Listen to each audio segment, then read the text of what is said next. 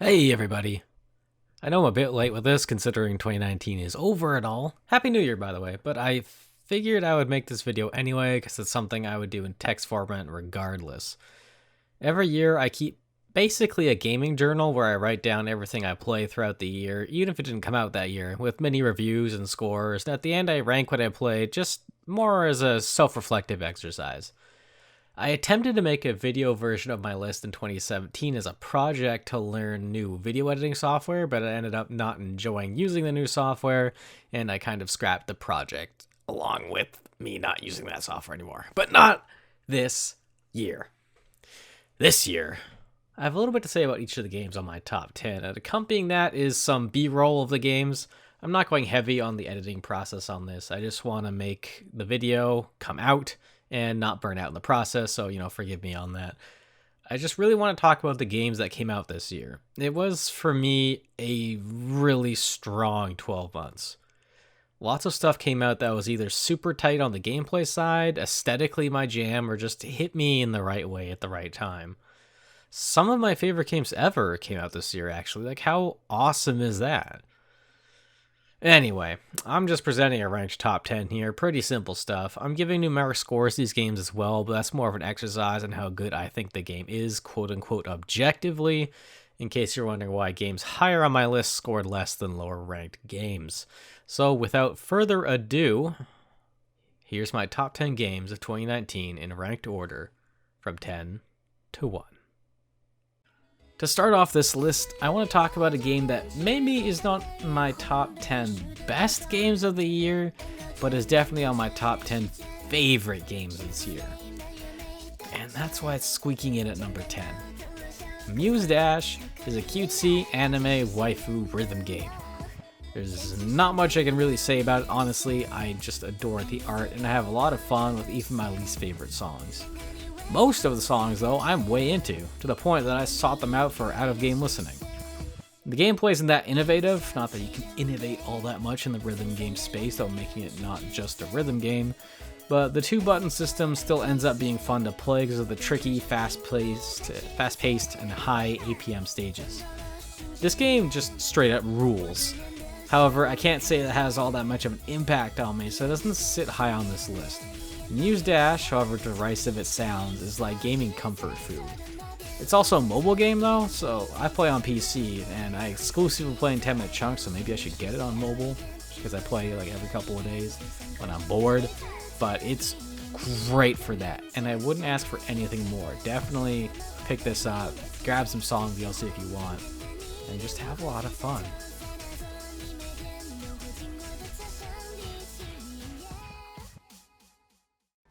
I don't know why I keep trying to get into the Fire Emblem games.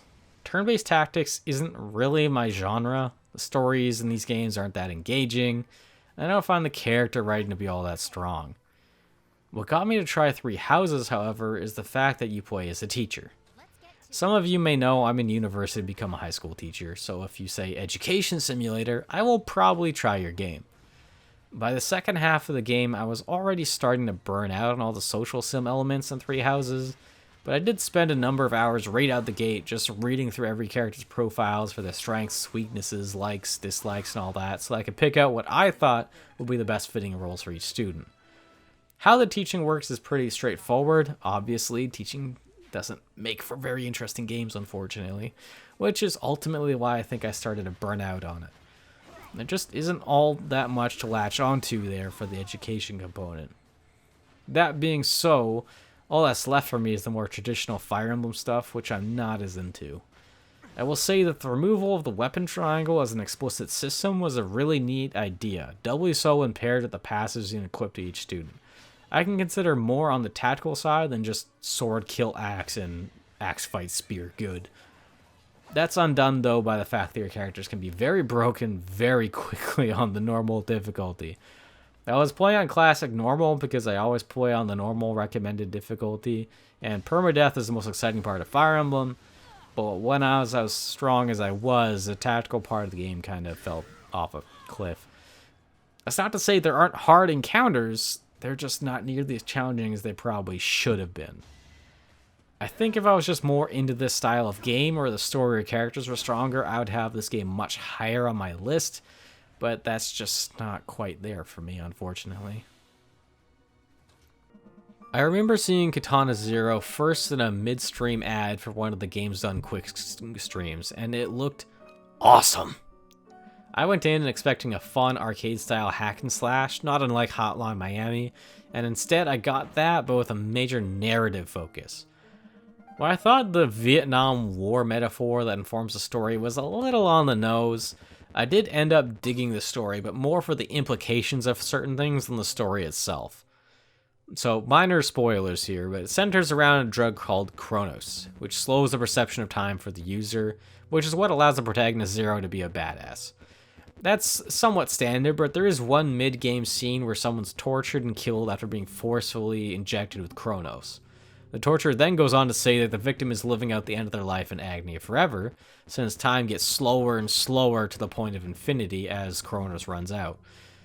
Though their life ended in reality, they'll never perceive it as such, and it's just really messed up. There's like some other implications too, like Zero maybe not actually being a military badass and is just some dude in a bathrobe that watched enough samurai movies to emulate what he sees thanks to his Chronos-driven strengths. All in all, the story does what it needs to do, and that's fuel the gameplay.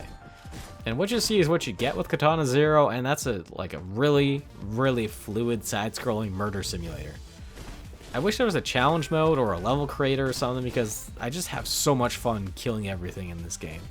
I don't optimize my routes, I'm not a speedrunner kind of guy. I just pick a path and murder as best I can. If I flub, I'll figure it out, or I die and restart. The devs understand that a game like this lives and dies by how fast you can retry, so you're right back in the action if you mess up, which I appreciate. And of course, they replay your run after you finish so you can see the action without the slow-mo you're likely using.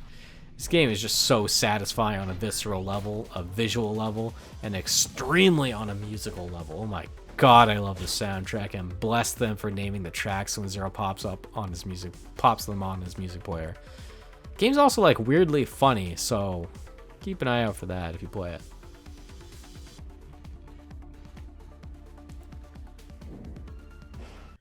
I don't think I like Death Stranding very much. To be clear, I've only put in a few hours. I'm only in chapter 3, but yeah.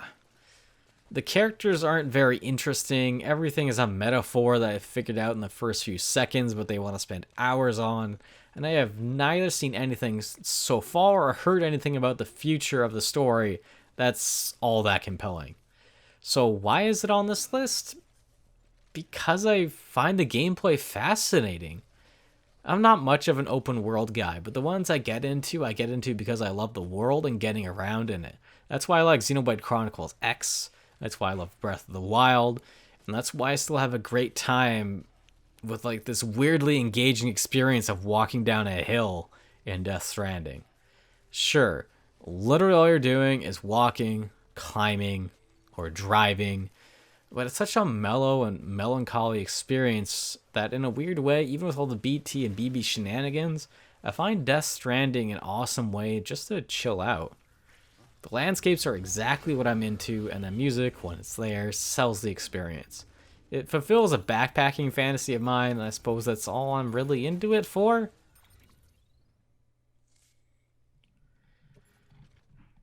I know a lot of people have their gripes with the latest installment in Pokemon, but I don't. I was never the kind of player that cared about literally catching them all. I just wanted to go on a cool single-player adventure in a world I haven't seen with new creatures to find. That's why I like Colosseum and XD Gale of Darkness so much. Sword and Shield, though, might be my new favorites, at least in the main series. Besides a ton of quality of life improvements, Sword and Shield do two things that are integral to pushing the series forward: the wild area and making gym battles feel important. The wild area, and also the fact that there are no random battles, and you can see the Pokemon roaming on the landscape, which is such a cool idea. It's the Safari Zone, but taken to the logical extreme. I pray that the wild area is just what routes are in the next game. I've spent hours just touring around in there, picking up every new species of Pokemon I can find. Like, I literally catch I catch everything, which I don't do in these games. I catch everything because it's so much fun to find new monsters popping up in the grass around the wild area and just chilling, and it's so much fun. But the other thing is an improved gym battle experience, which is so important to making Pokemon a compelling single-player game. In previous games, gyms were just kind of there. You went in, did a minor puzzle, fought some trainers maybe, and perhaps you had a tough fight against the leader if you were ill-prepared. In Sword and Shield, though, you still get the minor minigame or puzzle, but now the act of battling the gym leader is a proper event with spectacle. Like, fighting them means something. And I know a bunch of you are thinking, like, so what to this? But to me, it makes a huge emotional impact. It is way more exciting to have a Dynamax battle in a Coliseum where the match is being broadcast nationwide than it is to roll up to a dude in some random building, give him the beat down, and walk away with a piece of plastic to put on my chest. Plus, you get to meet fans along the way and get hyped up for the next gym while you're traveling there. And even though most of the game is just more of the Pokemon you know and love, I think this is a much better package.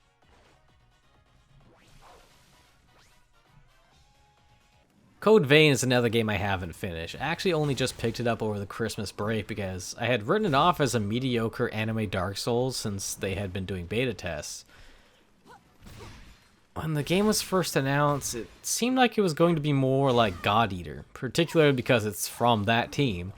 But at some point they adopted a slower pace for the combat, or maybe it was always that way and I just didn't notice, and I just wasn't into it, even as a fan of God Eater. But boy, I was pretty wrong, actually. Though I could absolutely make it through the game solo, as I did all the other Souls games, I've been playing it co-op, so I've had a bit of an easier time with the difficulty. But based on the enemy behaviors and variety, I'd still say it's a little bit easier than the Souls series. The Souls games place you in situations that just feel unfair, while Code Vein tries to do the same and fails because it actually has some extra systems that they put in that make the experience more in your favor. Of course, these games aren't just about the difficulty, though I think they're better for some difficulty, so I'm not at all adverse to saying that I really like how many options the new systems add. The game essentially has a class system where you can master passive and active abilities of that class to hybridize with other classes and also let you swap classes on the fly. The active abilities also let you special cancel your regular attacks for some faster and more fluid gameplay than other Souls-likes. The way they gauge your armor and weapon selection is by tying your stats to the classes, so you can't be a mage class with heavy armor, for example.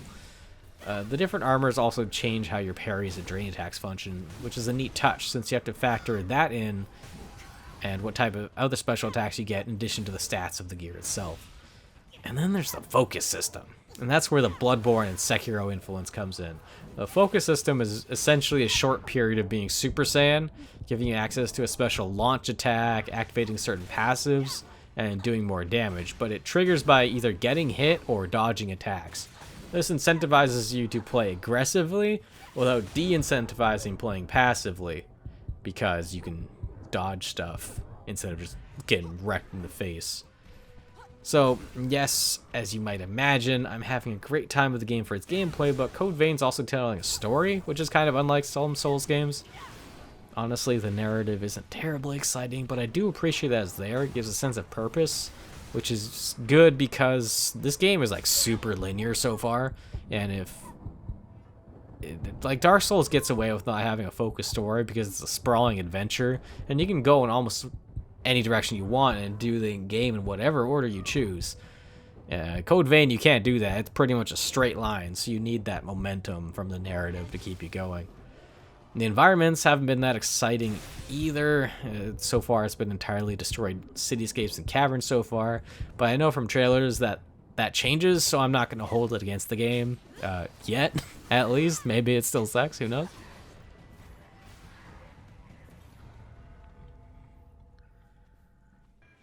Control is on this list despite me not playing more than a couple hours of it because it made that strong of an impression on me in that short a time. I never played Max Payne. I was only a little into Alan Wake, and I missed out on Quantum Break entirely, so my expectations weren't low so much as I didn't have any. The game was barely on my radar, but I decided to pick it up on sale and was blown away by the atmosphere, frankly. I can't speak to how the story fares as the game goes on, but I loved the intrigue and the mystery that this game sets up right off the bat. Even though it's completely unlike me, I read every single document I could find because I love this kind of X-Files, SCP, paranormal nonsense. Remedy did an amazing job crafting a world here, especially with the geography and geometry of the oldest house. I'm a fair-weather Metroidvania fan because I don't typically get sucked in these kinds of games' worlds enough to want to just sit there exploring it for 30 billion hours. But the oldest house had me pretty much from moment one, and I can't wait to plumb its depths when I can devote the time to it. The gameplay, on the other hand, is like traditional third-person shooty action, so due to the loose feel of the aiming, I don't especially care for it. But the powers you can wield, especially telekinesis and just ripping concrete out of a wall, are so much fun. I'm glad I'm playing on PC, man. And the few bosses I encountered weren't terribly exciting and actually kind of boring, which I hear is a common complaint, but I think it speaks to how deeply I was into the narrative and atmosphere that I barely noticed my indifference for the bosses and gameplay for just how much I enjoy the fiction.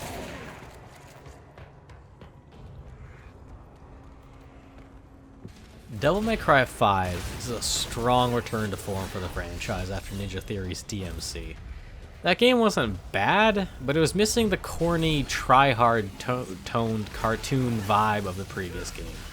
And DMC 5? Oh, it has that in spades. All three playable characters control like a dream and behave very differently, though I would say that I had the most fun with Nero due to the Exceed mechanic and the simpler combos, though also because of the Devil Breaker system. I didn't find a ton of use for each of the various mechanical arms that Nero could find. I did find a few staples though that flowed well with him and how I played, so I just stuck to those and had a great time. Dante, though still featuring that beloved style system and a huge variety of moves and really cool weapons, I didn't have as much fun with him because I'm just not the kind of player that loves high execution stuff. V, the new character, however, is a really interesting take on this kind of character action gameplay that DMC is known for. He doesn't take part in combat himself for the most part since he's a pet user, but he still has to finish off enemies himself, so you can't just sit back in the corner the entire fight. His controls are a bit, a little bit cumbersome, but overall that execution's great. And really, that's because the combat is just smooth as butter, and it's so much fun to smash face, listening to a fantastic soundtrack. Being that combat is 90% of the game, it makes for a strong experience, even in the face of level design that's really just a lot of corridors and is pretty boring to look at. V, however, is also just a great character in the story. He's such an emo son of a bitch that somehow still fits in with Nero and Dante's too cool for school attitude. And he has a taunt where he just reads emo poetry, which is pretty good. I love the cheesy action story of the Devil May Cry franchise, and was happy to see it move forward with these characters. It's not to say the story is, like, good, but it's fun, and really that's all I can ask. And really the only thing I can say I dislike about DMC5 is that it's a bit repetitive, and that each mission is locked to certain characters. For the first playthrough, I understand why, but I really wish that the stages themselves were available to play with any character after you finish. Especially since they have like mild multiplayer integration where you can see someone else's ghost data off in the far reaches of the level where you can't reach, and you can just see them and you can see them doing cool stuff. Would have liked to see more characters there. But I could say that DMC5 doesn't do anything totally new and innovative, so it's inherently less impactful than previous games, but building on those games in a creative way with the Devil Breakers and V's combat style and that multiplayer integration isn't such a bad thing at all, and this game is just a really solid package. Shadowbringers is, for the most part, just more Final Fantasy XIV. If you play it, you know why that's already a great starting point, but if you don't, then Shadowbringers is making this list primarily for the story. What sets this game apart from other MMOs is its focus on the single-player story experience, and it is quite good. If you haven't played Shadowbringers, if you haven't started Final Fantasy XIV, then you're not going to understand why I say that until you're like halfway through the first expansion. Although that's going to change, hopefully, in a couple months when the 5.3 patch comes out. But hey, you know. The Shadowbringers story on its own ranks as one of my favorite Final Fantasy stories, as does the overall Final Fantasy XIV narrative. There's a lot of great twists and turns throughout. There's some compelling villains and great set pieces. And there are lulls, no lengthy story MMO or no can escape that, but they pale in comparison to the highs. This expansion also brought the Gunbreaker and Dancer jobs, and while I haven't played much Dancer, I can safely say that at least Gunbreaker is an amazing addition to the game. It's a really fast damage dealer feeling tank class with a fun trigger mechanic. The new zones are fantastic too, and only the first one is a little lackluster. The side content in Shadowbringers is mostly the standard fare, but so far they're batting 1,000 with the dungeon content, and the recent Alliance raid that collaborated with the Nier series was quite fun, at least the first time. Recently, the Blue Mage limited job got an update, and I'm having a lot more fun with that, even though I wish Blue Mage was a proper job. If you don't play MMOs, then there's not a lot I can say to convince you of why 14 is so good, besides the quality of its story, which is paying off plot threads that were set up literally 3 to 4 years ago, and has numerous fantastic characters. It's got a free trial up to 35, which is not quite when the story even starts to look like it's picking up steam, but I don't know, give it a shot.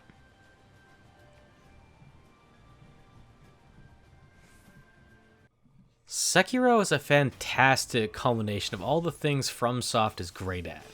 Immersive world that boasts awesome and intricate level design, tight, responsive, and thrilling combat, a grimly beautiful aesthetic, and fantastic sound design. Sekiro differs from the other Souls games in that it lacks RPG mechanics, and the nature of combat is also quite different. Gone are player-made characters with varying builds and grinding for stats. Instead, combat is largely gated by a rather high skill floor that the game demands that you meet, with a handful of customization options in the form of secondary prosthetic tools, combat arts, ninjutsu, and skill trees. While this may cut down on replayability for some people, I gladly trade that for the feeling of actually getting to be stronger as a player rather than as a character, because you cannot grind your way to success in this game. You have to be good. There are a multitude of bosses and mini-bosses that offer a very cinematic feel due to the combination of sound design and tension as you desperately try to hit all of the deflections necessary to break your enemy and kill them. I haven't encountered a game, at least in recent memory, where every battle felt so much like a real sword fight. It captures that intimacy of hand-to-hand combat so well, and it's striking every time. Every boss in this game rules.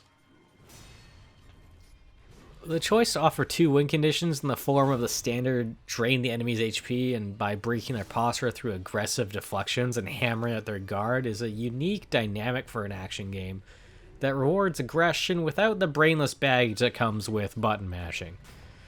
If you don't pay close attention to an enemy's gorgeous, fluidly transitioning and telegraphing animations, you can easily be punished for attacking. But if you focus too much on waiting for them to strike, then trying to break their guard is a fool's errand. I also love the addition of a proper stealth system into the Souls-like formula, partially just because I love the genre and partially because of the extra dynamic it adds. You can cheese certain bosses and mini-bosses with a stealth blow and have their health right off the bat. Even if the system's a little janky in implementation, though. Getting into stealth after resurrecting never quite worked right in my experience. But that said, being able to stealth kill many bosses is pretty awesome. It's a great use of From's philosophy of making sure everyone, including NPCs and monsters, are subject to the same rules.